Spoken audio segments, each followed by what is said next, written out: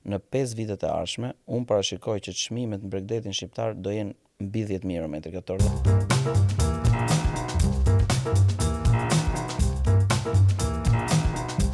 Përshëndetje dhe mirë se vini në këtë episod të radhës të Table Talk. Sa fillojnë muajt e verës, qershori, korriku dhe gushti, mendja na çon tek Bregdeti i bukur shqiptar dhe vitet e fundit, në fakt, vija bregdetare shqiptare është bërë, po themi, kryefjale e mediave botërore. Por ndërsa fundjavat afrojnë, mendimi për të mos ngecur në atë trafikun e tmerrshëm është që të kesh një rezidencë, një banesë apo një apartament pikërisht në vijën bregdetare në Shqipëri. Por si ka ndryshuar çmimet në këto vite që ka patur një rritje të jashtëzakonshme të turizmit, për këtë do të na flasi Joni Muaj, i cili ka një, po themi, një përvojë shumë të gjatë, 15 vjet mos gaboj, Rreth 10 vite. 10 vite në pjesën e imobiliare, por ndërkohë sot do të kemi një diskutim apo një bisedë sa i takon, po themi, gjithë vijës bregdetare në Shqipëri. Mirë se erdhe në Table Talk. Mirë se u gjeta, kënaqësi për ftesën. Unë prej gati 10 vitesh operoj në tregun e industrisë paluajtshme dhe kryesisht 2 vitet e fundit ndjek një projekt që po zhvillohet në zonën e Bregdetit dhe ku më shumë se aty ne mund diskutojmë duke qenë në afërsi të verës, por dhe për çmimet dhe interesat që ka tregu, qoftë shqiptar apo ndërkombëtar mbi Bregdetin tonë.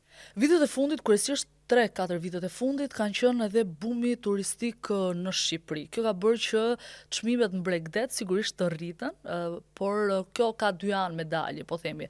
Shumë të huaj që po zgjedhin jo vetëm të kalojnë pushimet në Shqipëri, por edhe të blejnë një apartament apo një rezidencë, dhe nga ana tjetër kemi dhe një rritje sa i takon njerëzve që jetojnë në Shqipëri, që e shohin herë pozitive, sepse mund të kthehet lehtësisht në një formë biznesi shumë të mirë, por edhe e vështirë sepse çmimet tashmë janë, po themi, në nivele të larta, do të flasim sa i takon vijës bregdetare, ku është më shumë e ku është më pak.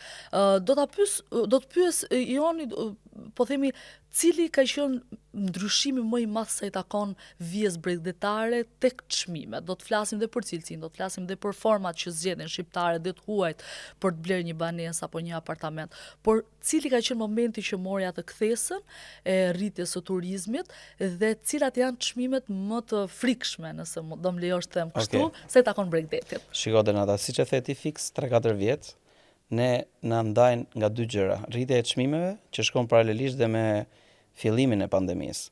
Për mua historia ka filluar aty. Ka filluar aty sepse ne aty kuptuam ndjesinë e ndenjur mbyllur nëpër apartamente në Tiranë dhe kjo na çoi interesat në dy aspekte. Me atë kohë fillojnë ndërtimi masiv i rezidencave në Tiranë tek zona e Tegut, pra kur them masiv ka pas 2-3 rezidenca më herët, por ka filluar në mënyrë masive dhe pjesa e Bregdetit. Shumë prej nesh arritën të gjeshim një shteg largimi nëpërmjet këtyre lejeve që na jepej atëherë nga shteti për të shkruar për ta kaluar atë pjesën kryesore në Bregdet ku ne aty ndiheshim më të lirë.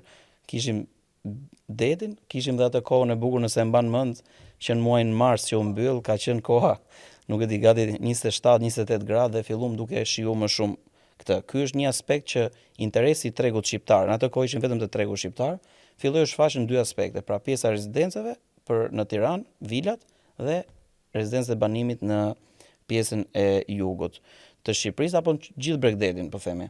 Tani, në atë vit, pak më vonë ka ndodhur dhe një fillimi i luftës Ukrainë në Rusi, shkak që solli në rritjen shumë madhe dhe të kostos ndërtimit. Pra materialet kryesore, lënda e parë e ndërtimit është rritur në të paktën 2 fishë gjysmë. Dhe jo vetëm në Shqipëri, në fakt, absolutisht në të gjithë botën. Domethënë këto dy etapa unë i veçoj si ndrimi i situatave qoftë në cilësinë e ndërtimit, qoftë dhe në zhvillimin e pjesës së Bregdetit në mënyrë rezidenciale. Po themi se deri atëherë kishim 2-3 projekte, po themi meso projekte, dhe ishte një interes i shtuar mbi shfrytëzimin ton, sidomos pjesa e Tiranës, po pjesa tjetër e Shqipërisë është shumë pak e njohur me pjesën e Bregdetit.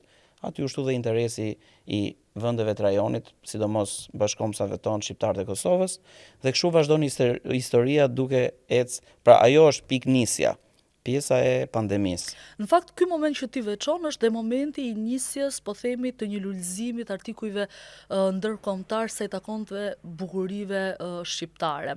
Dhe kjo pati sigurisht anët pozitive, sepse ne kemi parë tashmë shifrat e pushuesve që vinë apo e turistëve që vinë për të vizituar Shqipërinë, por edhe një ndërgjegjësim i shqiptarëve për bukuritë e Bregdetit. Dua ta them këtë sepse para vitit 2019 po themi opsioni i parë për të udhëtuar ishte për familjet shqiptare Turqia, Greqia, ndoshta Malizi për një pjesë të veriut të Shqipërisë. Dhe kam parë në këto 4-5 vjet të cilët kam qenë prezente sa i takon gjithë sezoneve turistike në Shqipëri, që vetë shqiptarët kanë zgjedhur që për të njëjtat kosto, po themi, të mos zgjedhin tashmë një destinacion të huaj, por të kalojnë pushimet në Shqipëri. Madje ndërgjegjësimi shkon deri tek të parit të blerit një apartament në veri apo në jug të Shqipërisë si një shtëpi pushimi për disa ditë dhe pjesën tjetër ta kthejnë në biznes, duke qenë se është tashmë e kërkuar. Nëse do të mund të bësh, aq sa mundesh, një referim të çmimeve sa i takon nga Velipoja deri në Ksamil, si do t'i përcaktoje nëpërmjet plazheve dhe kush janë ata që i zgjedhin të blejnë banesat apo apartamentet në vijën bregdetare? Patjetër. Pjesa e vijës bregdetare, duke filluar që jemi në pikën më veriore, duhet veçuar që ne kemi një vijë bregdetare që rendithet e dyta në Ballkan. Pra jemi 380 kilometra vijë bregdetare, duke filluar nga Velipoja dhe përfundojmë në Sarandë në Tongo.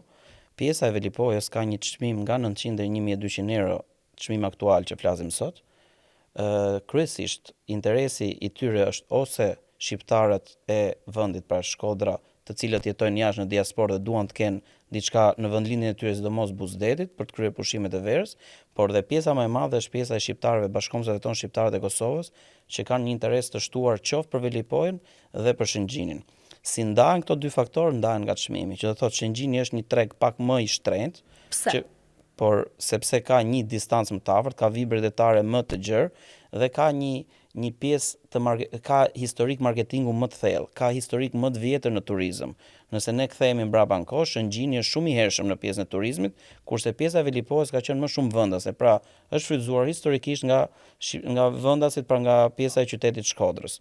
Kurse Shëngjini ka qenë po themi Shëngjini dhe Durrësi kanë qenë dy embrionët kryesor të thithjes së gjithë klientëve apo bashkëkombësave tonë të Kosovës, të cilët kanë kaluar pushim ndër vite aty dhe sot janë prag dhe blerje dhe investimi në masën, në dijenin tim rreth 6% e shitjeve që ndodhen në zonë ndodhen nga shqiptarët e Kosovës. Sa kushton një, po themi, çmimet në Shëngjin? Një apartament në Shëngjin në çmimet aktuale, se kam mësuar rriti dhe atje, mesatarisht shkon nga 1400 deri në 2000 euro metri, përveç disa projekte të realitare që kanë dalë të fundit që kalojnë dhe 3000 euro për metër katror. Që nëse mos gaboj, duke qenë se jam njohës asaj zone, vetëm 4-5 vite më parë, çmimet po themi që ofroheshin ishin 600, maksimumi 700 euro. 500, 600, 700 euro shumë e vërtet. Pra kemi një rritje të jashtëzakonshme. Këto shkojnë proporcion me shumë gjëra. E para, siç thatë dhe ju, që shumë njerëz po blejnë duke marrë pjesë në investime. Po, absolutisht ajo është aja fare. Domethënë, nëse nuk ka kërkesë, ti nuk shkon dot kurkund me çmimin se nuk ta blen njëri. Që aty pastaj është suspans, bllokohet. Sigurisht që është me kërkesën, por çka ka ndodhur? Impakti që Shqipëria ka sot në tregun evropian është realisht, siç e cekët në fillim, është shumë i madh. Përveç mediave sociale, përveç gazetave ndërkombëtare që po marketojnë Shqipërinë, përveç shumë vipave ndërkombëtar, të cilët me jatet e tyre prekin dhe qëndrojnë për një kohë gjatë në pjesën e Shqipërisë, besoj ta cekim më vonë sidomos në pjesën e jugut, dhe pjesa e Shëngjinit dhe pjesa e Velipojës ka pasur një rritje të madhe të çmimit. Siç thash më herët, tregu në ato zona është kryesisht shqiptarët e Kosovës, është një afërsi e tyre jo më larg se sot 1 orë i çerek, 1 orë 20 ata ndodhen Bregdet në Shëngjinit apo diçka më tepër, një 10 minuta, sepse me aksesin që u bë hapja rrugës që lidh Velipojën me Shëngjinin, ajo vërtet krijon një pjesë shumë kaotike trafiku që besoj që shumë shpejt do zgjidhet nga pjesa e qeverisë, por i ka dhënë një akses prekje që ti mund të pushosh në Shëngjin dhe darkë mund të hash Velipojë. Pra po flasim për një 10 minutë distancë, pa llogarit fare dhe pjesën e pamjes është fantastike. Mendoj që në aspektin e çmimit do vazhdoj rritja, dhe për pjesën e rritje besoj do kemi një pyetje më vonë që ta krahasojmë dhe me vendet e rajonit. Aty do të cekim dhe Shëngjinin dhe Velipojën dhe në aspektin se ku do shkojnë çmimet për 5 apo 10 vjeçar. Nëse vim tashmë tek Durrësi, ti e preke edhe vet duke thënë që është një nga zonat e cila është tashmë embrioni, po themi, populluar, po. Aty ka filluar. Si është pjesa e çmimeve, a ka ndryshuar? Sa ka ndikuar te Durrësi fakti që për shembull Jugu është bërë shumë i aksesueshëm me infrastrukturën e re, pra dikur ti shkoje për komoditet në Gjirë të Lalzit sepse ishte vetëm 1 orë dhe tashmë ti je në Vlorë për më pak se 1 orë e gjysmë. A e ka prekur, po themi, Durrësin mundësia për të shkuar më shpejt në plazhet e tjera? Në djenin time, Durrësi është qyteti me vijën më të gjatë bregdetare të pandërprer në të gjithë rajonin e Ballkanit, madje edhe në gjithë Europën ka shumë gjasa. Durrësi, siç e shpreha më herët, është embrioni i turizmit shqiptar, jo për pa shkak e thash. Fillimisht ka qenë i prekur nga shqiptarët e Kosovës, sot është i prekur nga çekët, i polakët, norvegjezët, por kur themi i prekur, themi dyndur. Unë para 1 viti kam qenë pjesë e një panajiri me projektin që drejtoj Jug në Shqipërisë, dhe krahas nesh ishin dhe disa projekte bregdetare të zonës së Durrësit, sidomos Golemit, ku për rreth 2-3 ditë në djenin time aty janë shitur rreth 200 apartamente në tregun çek. Sot ka çek që vinë dhe blen apartamente në Durrës. Janë duke zëvendësuar shqiptarët në Durrës. Do të thënë tregu i Durrësit është tregu i parë realisht ndërkombëtar në Shqipëri. Pse zgjedhin? Jam shumë kurioz jam. Ta them pse e zgjedhin, sepse duke parë pozicionet e tyre gjeografike nuk kanë det. Po, sigurisht. Shtresa çeke, polake, kryesisht që investon në Shqipëri është shtresa e mesme. Ku më mirë se sa të blesh një shtëpi me 70, 80 apo 100.000 euro, po flasim ta përkthej metër katror nga 850 euro deri në 1400 euro, mund ndodhi një vend të Europës që ti të blesh një shtëpi 50 apo 100 apo 300 metra nga deti. Dhe je vetëm 30 kilometra nga aeroporti, e bën të aksesueshëm. Absolutisht. Durrësi është një qytet që ty t'i ofron të gjitha. Nëse do të hash një darkë shtrenjtë, nëse do të hash pica, nëse do të hash qofte, pra ka mënyra zgjedhje në bazë të buxhetit që ti ke. Një arsye është kjo. E dyta, mos harroni që të huajt janë akoma të pa lirë, nuk ndjen akoma 100% lirshëm nga Shqipëria, nga historiku jonë i vjetër, ata sigurisht që futen bëjnë ca research edhe një lajm negativ frenon 10 prej tyre, apo një gjë e keqe ndodhi frenon 100 prej tyre. Duke qenë që janë këto pasojë, janë shumë të sigurt, duke blerë një pronë në Golem, ku jo më larg se 15 minuta kanë komisariatin më tafër, qoftë në Kavaj apo qoftë në Durrës, duke qenë varet nga zonat se pjesën e Malit Robet e mbulon Kavaj dhe pjesën e Golemit Durrësi. Duan qytet, duan spital, duan ambulancë, duan siguri. Këtu dua të pyes, sepse Durrësi, Vlora dhe po themi edhe një pjesë e Himarës mund të konsiderohet që janë duke ndërtuar rezortet elitare të parat në Shqipëri. Dhe Durrësi është njëri nga ata.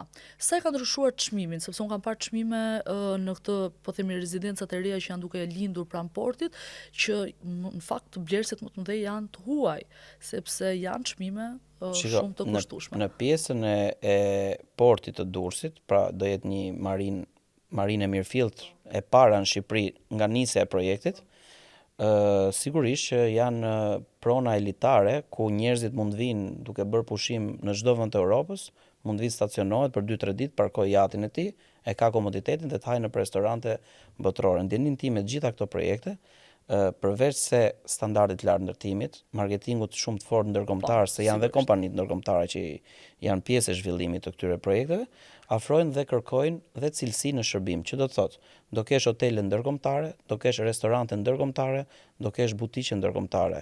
Të huajt sot vinë në Shqipëri për një bregdet bukur, por patjetër që duan dhe standardin e shërbimit në atë nivel të cilën prekin apo paguajnë pronën e tyre. Dua të shkojmë tani tek pika e nxehtë, tek bukuritë e Jugut, por që me nxehtësinë vinë dhe çmimet, po themi, shkojnë në të njëjtën linjë. Sa kushtojnë nga Vlora e deri në Tongo? Në Tongo në mënyrë figurative, po deri në Ksamil. Tani, pjesa e çmimeve fillon nga Vlora sot. Zvërneci nuk përfshim se është një zonë që është në zhvillim e sipër dhe nuk ka filluar akoma. Po duke marrë nga Vlora, në Vlorë ti brenda në qytet gjen çmime nga 1.000 deri në 3.500 apo 4.000 euro. Pse e ndaj kështu?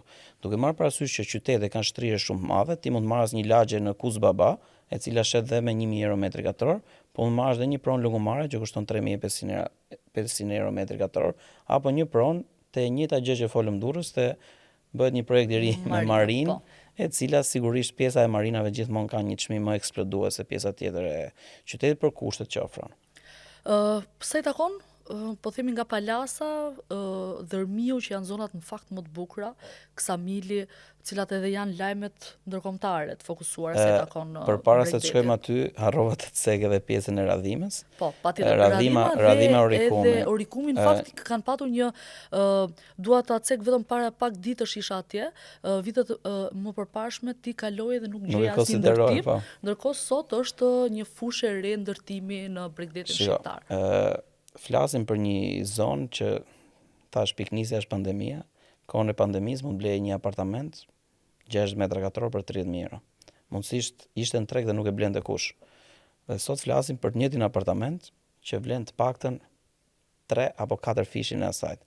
Sot çmimet në zonën e Radhimës dhe Orikumit variojnë nga 1.800-2.000 euro deri në 3.500 euro. 3.500 euro duke veçuar dhe një marin që po zhvillohet aty, Rishtazi, dhe pjesa tjetër e komplet gjirit e vijës bregdetare do jetë me çmim 2.500, 3.000, 3.500 dhe do ketë tendencë shumë të madhe rritje. Tani ata që po na ndjekin në Table Talk, që kanë patur mundësinë, dhe nuk janë pak të më beso, që kanë patur mundësinë të blejnë një apartament 30.000 euro dhe vetëm 4-5 vite më vonë do mund ta shisnin me 3 fishin e tyre, minimumi, me siguri janë duke thënë pse nuk e kemi bërë. Si e ka rritur, po themi pa shkuar tashmë të zonat më të nxehta, si e ka rritur mundësinë Shqipëria ta zhvillojë këtë gjë kaq shpejt? Çfarë ka ndikuar sipas teje? Unë mendoj që politikat që shteti ka ndjekur, përsa do me thënë ne jemi një vend që jemi shumë i pasur me minerale, se duhet filluar nga këto, pra ne kemi resurse shumë nafte, resurset ndjenin tim më të mëdha në Ballkan të kromit, gjëra që të cilat ata ndoqën dhe një politik tjetër, për krahas kësaj politike ndoqën dhe pjesën e marketimit Shqipërinë ndërkombëtarisht. Nuk u bë vetëm nga qeveria, u bë dhe nga bloger, u bë dhe nga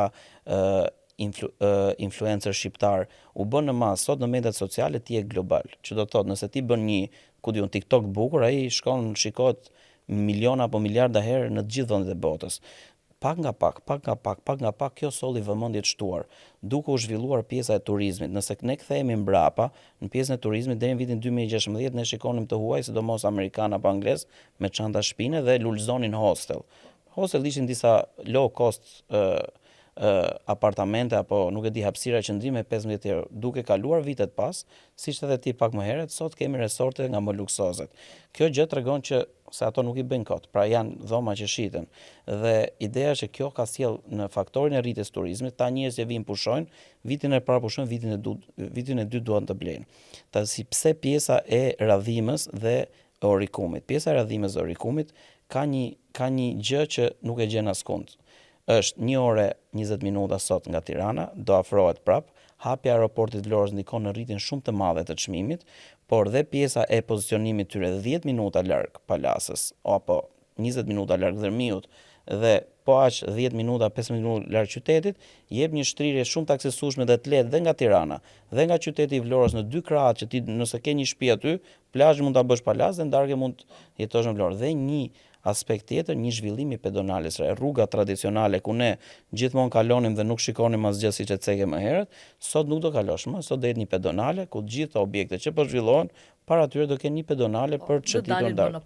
Po se takon pastaj pjesës së jugut, të cilët tani e para më intereson shumë të di kush blen. Po dhe si ndryshon, po themi, sepse ne deri në pikën e Radhimës flasim për apartamente kryesisht ose në rastet vetëm të marinës. Ndërkohë që nga momenti që nis Palase deri në Ksamil, shohim tipologji të ndryshme tashmë. Dhe dua të di pak për çmimet, por dhe ata që janë të interesuar për të blerë në këtë zonë. Tani pjesa duke kaluar tunel e Llogaras, nga aty deri në Jal është pjesa më elitare e Shqipërisë. Duke përmë Palasa, Dërmiu, Jala. Secila nga këto paka shumë dhe lidhen dhe nuk lidhen pjesën e çmimit. Unë do t'i cek të treja. Palasa e zhvilluar në vitet 2016-2017 me një projekt ultramodern, që sot është një nga projektet më multifunksionale bregdetare, jo vetëm në Shqipëri, besoj dhe në rajon, por sigurisht dhe në Europë, variojnë çmimet në pjesën e ndërtimit nga 3.500 deri në 5.000 euro. Ndërsa çmimet e rezidencës së banuar fillojnë nga 6.000 deri në 10.000 euro. Domethënë, jemi në shifrat e Rivierës franceze, padyshim të një pjesë të Italisë. Pjesërisht, sepse dhe andej nuk janë çmimet që përfliten. Çmimet, domethënë, të blesh një shtëpi në zona në Rivierën Franceze, e pra nuk shet njeri, është shumë e vështirë dhe ato që shiten me çmime kanë shumë vite, në Shqipëri do ndodhi një gjë pas disa vitesh. Doja të cekja dhe kush i blen këto apartamente, më pyete pak më herët, nuk të përgjigja. Këto apartamente i blen biznesmen shqiptar, njerëz që kanë shumë vite në treg që punojnë, i blen diaspora, sidomos diaspora Amerikës, po jo vetëm Amerikës, ajo është futur rishtaz në tregun shqiptar, ka paktën 2 vjet që është rritur interesi shumë në nivele shumë të larta, sidomos vjet nga publikimi i lajmit të Jared Kushner që do investojë në zonën e Sazanit, ishte një interes shumë i madh. I blen pjesa e diasporës apo dhe bashkëkombësit tonë të Kosovës, duke llogaritur që ne kemi një diasporë të paktën 4 deri në 5 herë më të madhe se popullsia që jeton në Shqipëri, të cilët kanë bërë mirë ande dhe duan patjetër të kenë, siç thon ata, one diamond ring in their hand, pra duan të kenë një pronë unike në atë zonë. Do një shqiptar që ka një rrogë mesatare të mirë e ka të pamundur nga kjo vi bregdetare deri në fund. Mendon apo thjesht nuk mund të blej këtë lloj tipologjie dhe mund të gjejë diçka të ndryshme? Unë mendoj që sigurisht zonat ndahen dhe në bazë të ardhurave që ju merrni. Besoj që një person me një rrogë të mirë mund të blejë një pronë shumë bukur në radhim, që do të thotë shumë afër me shfrytëzimin e Bregdetit dhe shumë afër me pjesën e qytetit. Të blerë një pronë në këtë zonë rezidenciale ka dhe një kostë shumë madhe administrimi, që do të thotë ti nuk është se blen një pronë dhe përjetësisht ajo prona ti nuk paguan më. Ti sigurisht do të paguash dhe fija administrimit, se në këtë rritje të çmimit duhet të jetë standardi, pastërtia dhe cilësia e mbajtjes së këtij ambienti për komunitetin të rregullt, për të ruajtur dhe për të marrë vlerë më tepër. Po pjesa tjetër? Pjesa e Dërmiut është pak më modeste në çmimet e Palasit, duke qenë që nuk është më aq private sa zona e Palasës, për arsye se është e ndërtuar gjatë dhe herët. Pra, pjesa e Dërmiut dhe Drimadhës janë ndërtuar dhe nga vendasit në vite përpara, ne edhe kur shkonim 2007, aty kishte vila të cilët ata gjatë verës i përdorin për shfrytëzim. Sigurisht nuk është një dorë arkitekturore që e prek sikurse ka ndodhur në Palas dhe i vën në unison me njëra tjetrën, dhe kjo pjesë dhe kjo dyndje ka sjellur që çmimi mos jetë sa në Palas, por çmimi në Dërmi mund të gjesh nga 2500 deri në 4000 euro metri. Se takon Sarandës? Tani, pjesa e Sarandës, duke qenë që është ndërtuar herët, gjen çmime nga më ndryshmet. Sarandë mund të gjesh çmime 1000 euro, ku diun te rruga 5, se i kanë me rrugë, dhe mund të gjesh çmime edhe me 3500, 4000 apo dhe 5000 euro në për resortet e reja të ndërtuar pranë zonës së Ksamilit apo dhe në Sarandë pak a shumë si Durrësi, atje ka qenë embrioni i parë i huaj, ka qenë norvegjez dhe polak. Domethënë ata janë dyndjet e para të huaj, po ki parasysh që këta të huajt kur vinë dhe marrin shërbim dhe kënaqen, plus fitojnë dhe ca lek nga qiraja, i thrasin të shumë miq, shok, njohur të vetë, ky lajmi përhapet dhe sjellin njëri tjetrin. Pra këto komunitetet përgjithsisht huajt sjellin njëri tjetrin. Tani tek pyetjet e fundit, Joni dua të të pyes sa i takon kapriçove, tekave të shqiptarëve po edhe të huajtëve. Kur blen një shtëpi në Bregdet, kryesisht është një shtëpi e dytë apo e tretë, pra ti ke një mundësi për zgjedhje, ndryshe nga kur blen në Tiranë që të duhet të shohësh kush puna, fëmijët apo shkolla, cilat janë kapriço, tekat e shqiptarëve, por edhe të huajve kur përzgjedhin një pronë në Bregdet? Shiko, ne shqiptarët jemi pak racë e llastuar. Domethënë ne kërkojmë që mundësi shtëpia nga balkoni të fusim këmbët në det. Mos ketë as vend për shezllon. Fare. Por nga ana tjetër duam që të kemi dhe një vend në plazh ta kemi përjetësisht tonin. Ki parasysh që plazhi në çdo vend të botës është i shtetit, vija bregdetare është e shtetit, kur nuk shitet. Dhe politikat e shtetit janë ata që ofrojnë shezllonat, qoftë nga bashkia në hoteleri apo tjetër. Pra një nga kërkesat aty është e dua shtëpinë brenda ndet, por e dua dhe shezllonin tim ta kem të ndarë. Tuajt janë më komod, janë më të thjeshtë, janë më të pa, po themi, më të pallastuar, në thonjza gjithmonë se edhe ne nuk jemi të llastuar. Tuajt pranojnë, domethënë sidomos kanë dëshirë mundësisht ta kemë pak larg, kanë qef pjesën e hecis, pjesën e të dalës në mëngjes në këmbë, e shijimit natyrës, nuk e kanë problem pjesën e shezllonit, mundësisht nëse është publike akoma më mirë për ta, sado të pasur ti janë shumë më të thjeshtë se ne. Pra ky është një dallim që më vjen në mend tani, që janë më të thjeshtë se ne. Tani një pyetje të drejt Po. për drejt. Ti shet, po themi në pjesën tënde të profesionit, pikërisht të objekte Po. që janë në plazh.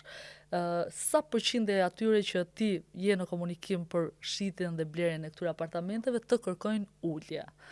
Të them të drejtën 100%, sepse ne jemi treg pak ballkanik nga natyra, që ne gjithmonë tentojmë të bëjmë shumë pazar.